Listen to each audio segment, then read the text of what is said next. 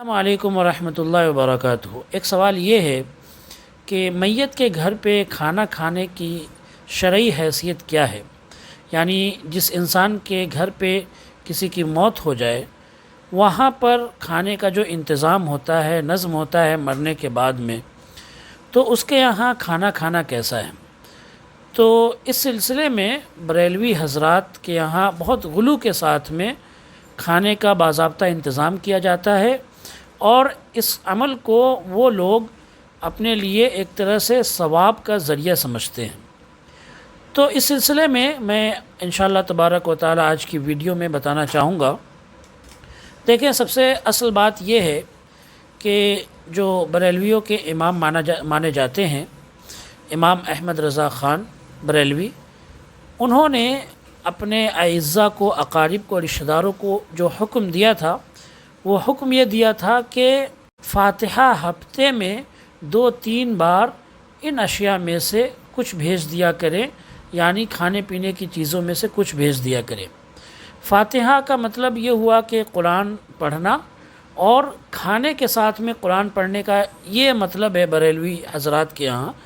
کہ قرآن پڑھنے کا ثواب تو پہنچتا ہی ہے، ساتھ میں کھانا بھی مردے کے پاس میں پہنچتا ہے۔ یہ فاتحہ خوانی یا قرآن خوانی کا مطلب ہے۔ تو بریلوی حضرات کو امام احمد رضا خان نے حکم دیا، اور بلکہ انہوں نے اپنے رشتہ داروں کو، اپنے اعزاء اور اقارب کو تاکید کے ساتھ میں حکم دیا کہ وہ کیا کریں، وہ کھانا بنا کر بھیج دیا کرے، کھانا تیار کر کے بھیجا کرے۔ اب اس سلسلے میں قرآن اور حدیث نے کیا کہا ہے، اسلام کا کیا حکم ہے، یہ میں آپ لوگوں کے سامنے رکھنا چاہتا ہوں۔ تو دیکھیں، صحابی رسول حضرت جریر بن عبداللہ رضی اللہ تعالی عنہ فرماتے ہیں، یہ حدیث ابن ماجہ کے اندر موجود ہے، ابن ماجہ میں آپ دیکھ سکتے ہیں۔ حدیث یہ ہے کہ کننا نرى الاجتماع الى اہل المیت وصنعۃ الطعام من النیاحۃ۔ صحابی کہتے ہیں کہ ہم لوگ یعنی صحابہ کرام میت والوں کے یہاں، یعنی میت کے گھر والوں کے یہاں جمع ہونے اور ان کے یہاں کھانا تیار کرنے کو جاہلیت کے دور کا ماتم سمجھتے۔ اب آپ سمجھ سکتے ہیں اس حدیث سے کہ حضور صلی اللہ علیہ وسلم نے نوحہ خوانی کو، یعنی ماتم کرنے کو منع فرمایا ہے، سختی کے ساتھ میں منع فرمایا۔ اور اس سلسلے میں اتنی سختی ہے کہ آپ صلی اللہ علیہ وسلم نے اس کو زمانے جاہلیت کا عمل قرار دیا ہے، اور حرام عمل، ایسا عمل جو اسلام میں نہیں چل سکتا۔ اب اگر کوئی شخص اہل میت کے یہاں، یعنی میت کے گھر والوں کے یہاں اکٹھا ہو کر کھانے کا بالکل وہاں پر انتظام کیا جاتا ہے، اور وہاں جا کر کھانا کھاتا ہے، تو ایک طرح سے وہ حرام عمل کر رہا ہے، حرام کام کر رہا ہے، اس لیے کہ صحابی رسول نے اس چیز کو نوحہ خوانی میں شمار کیا ہے۔ اب آپ دیکھیں کہ میت والوں کے ساتھ میں ہمیں حسن سلوک کرنے کا حکم دیا گیا ہے،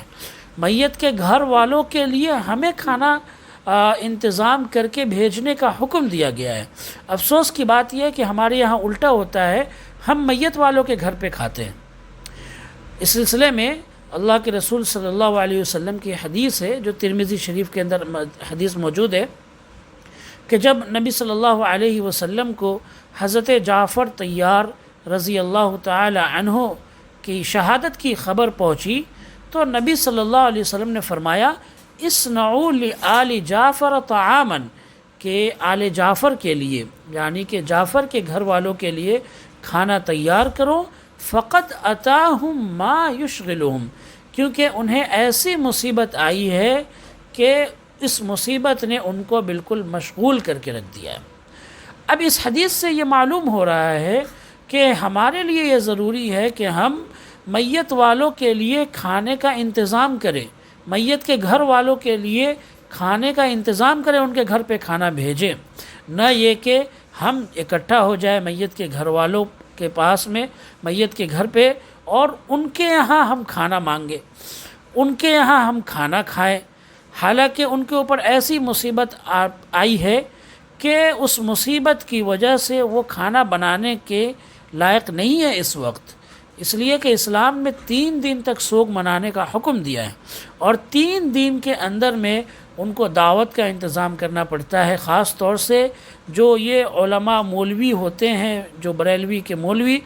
یہ لوگ باضابطہ طور سے انتظام کرواتے ہیں، کھانے کا نظم کرواتے ہیں تاکہ ان کا پیٹ بھرا رہے۔ اللہ اکبر! یہ کس طرح سے حرام کام کی دعوت دے رہے ہیں۔ محدث جلیل ملا علی قاری رحمہ اللہ نے اس حدیث کی تشریح بیان کرتے ہوئے لکھا ہے کہ وَاصْطِنَاعُهُ أَهْلَ الْمَيِّتِ لَهُ لِأَجْلِ اجتماع النَّاسِ عَلَيْهِ بِدْعَةٌ مَكْرُوهٌ، کہ گھر والوں کا لوگوں کے اکٹھا کرنے کے لیے، لوگوں کے اجتماع کے لیے کھانا تیار کرنا یہ بدعت ہے اور مکروہ ہے۔ بلکہ حضرت جریر سے ثابت تو یہ ہے کہ میت والوں کی طرف سے کھانا کھلانے کو نوحہ خوانی میں ہم لوگ سمجھتے تھے، یعنی اسلام میں جس طرح سے نوحہ خوانی ماتم کرنا حرام ہے، اسی طرح سے ہم لوگ میت والوں کے گھر پہ کھانا کھانا اور اکٹھا ہو کر کھانا کھانا ہم لوگ کیا سمجھتے تھے؟ حرام سمجھتے تھے۔